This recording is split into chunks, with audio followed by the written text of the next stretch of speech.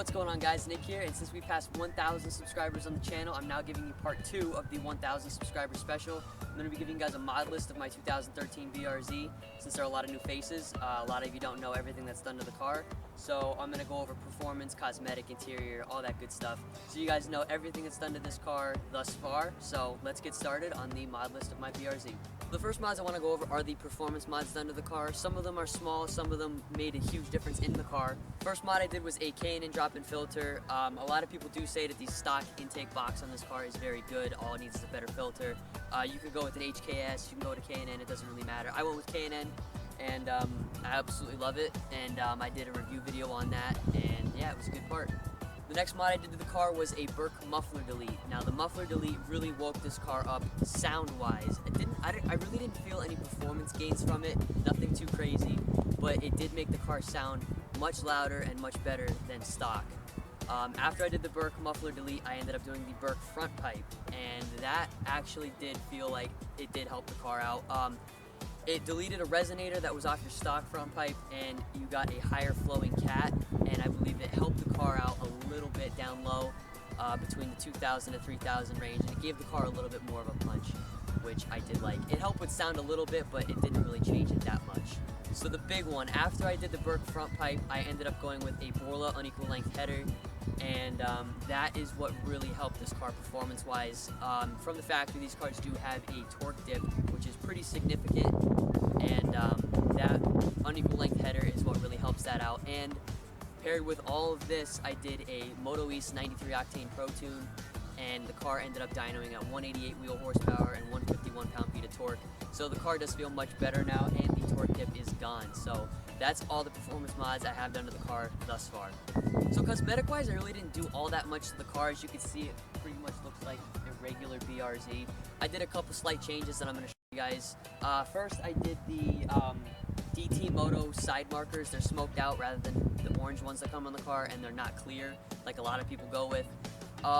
The DT Motos, they were kind of cheap, and the install on them was a pain in the ass because they didn't really fit properly, and one of them, when I got shipped, had a chip in it. They did send me new ones. I did not put them on the car yet, but I can't fully recommend them because they did not fit properly. They're a little loose, but all in all, they're not bad. They look exactly the same as OEM, except they're black, and I really like them. So if you want to engineer a way to get them to fit in properly, then you'll be okay with them. Next, cosmetically, I did the ECS tuning shorty antenna. Due to the fact that I have a 13 BRZ, it's not a 15, it does not have the shark fin antenna, and I really didn't feel like spending $100 just for an antenna. I felt as though my money could go somewhere else.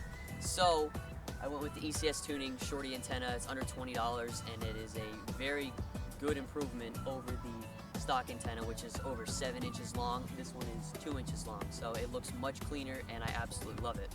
Also on the car, I do have rock block mud flaps, and they're very similar to a Rally Armor mud flap, more of a hard material, and they don't really bend that easy, which is something that I really liked about them. I got them for the car, not for the looks, but for driving in the winter, because as you guys will see later, I have aftermarket wheels on the car that I use for winter use, and they throw out rocks at the side of the car, and I ended up getting a lot of rock chips last year. The dealership fixed them, but to prevent more chips from happening, I decided to go with the mud flaps to protect the side of the car, and they've done an awesome job. I absolutely love them. Install was super easy. I have an install video of those, and yeah, mud flaps are nice. Finally, cosmetic-wise, I do have Enkei M52 wheels. They're pretty cheap. They're good bang for your buck. They're 16x7s, and I have a 205/60 R16 snow tire on them because it is my winter setup, and they're very good. I really like them. They're decently lightweight, I guess you could say. They're around 18 pounds, but they're 16x7s, so I guess that's kind of heavy for a 16, but they've been working awesome in the winter, and they are very nice, and I like them a lot. So finally, on the inside of the car, again, there's not a lot done there. I have a Flossy Premium Shorty gloss black shift knob with red lettering on it, and it has my car's name on it, which is pretty cool. A little bit of a pricey mod, but it does help out with the throws of the shifter because it is 500 grams compared to 198 grams of the stock shift knob, so it's much heavier. The throws are much more confident, and I really like it. Also on the interior, I have WeatherTech all-weather floor mats because I do winter the car, and it keeps my inside very clean. And I just got those because the inside was getting kind of dirty, and I wanted to keep it nice. So I got those, and they've been doing an awesome job. The quality and the fitment is amazing on WeatherTechs. I completely recommend WeatherTechs if you have any vehicle that they will fit in. And they're all custom fitted to the cars, so if your car is one of them, they will fit awesome. So yeah guys, those are all the mods done to the car. Again, I want to thank everyone for subscribing and helping me reach the goal of 1,000 subscribers on YouTube. More videos are to come in the spring and summer. There's going to be a lot coming out, and I want you guys to be ready for that. So thank you guys so much for watching, and yeah, I'll see you next time.